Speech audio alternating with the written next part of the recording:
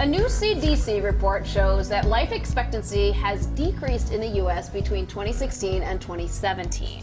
Yeah, we don't like this, right? Part of the increase in total deaths, we are at like the most people died in this country ever. But population is growing, population is aging.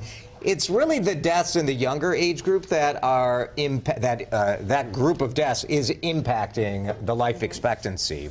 So this starts at birth. To see, you know, what is the life expectancy. And in 2017, if you were born, you were expected to live 78.6 years. Okay. 78-ish is usually the number we're looking at, but it's down. It's down about a month.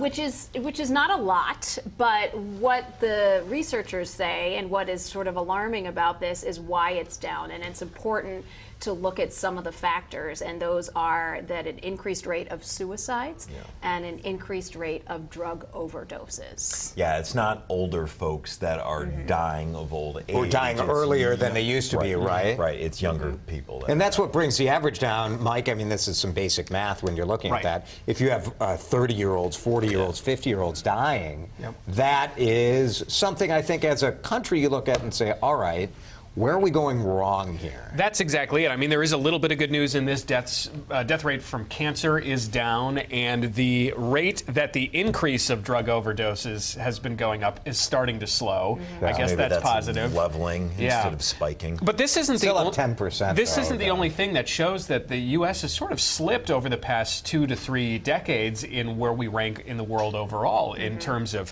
how much we spend on healthcare, in terms of life expectancy overall, in terms of education. The U.S. is nowhere near the top of the list like it used to be in the 1990s. And it sort of makes me wonder and ask the bigger question, what are we doing? What if this is supposed to be the greatest country on earth? There is no data to back that up at this point, and that's really upsetting.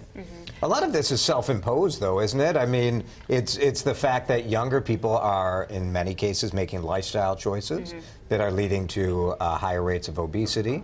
Not saying that everyone who's obese is making a choice, but at a certain point, you do have to look and say, is it a cultural thing? Is it personal responsibility? What's happening that we have these very high rates of heart disease, stroke, diabetes? These are the things, there have been increases in those death categories, all of those death categories over the last year. And what are we doing to support those people? Yes, in terms of, you know, help them turn it around. What really disturbs me here is the increases in the rates of suicide. And looking at why that might be, I think, is a really important issue. There's a lot of discussion and debate about the causes behind that, but this report just highlights how important it is to look at those issues of overdoses, suicides, and even back to your point, heart disease as well. Yeah, like Mike said, maybe it's a good time to kind of take stock and figure out what they need. In our medical establishment, it's all set up for treating people near the end of life. We got to help the people in the middle. Yeah.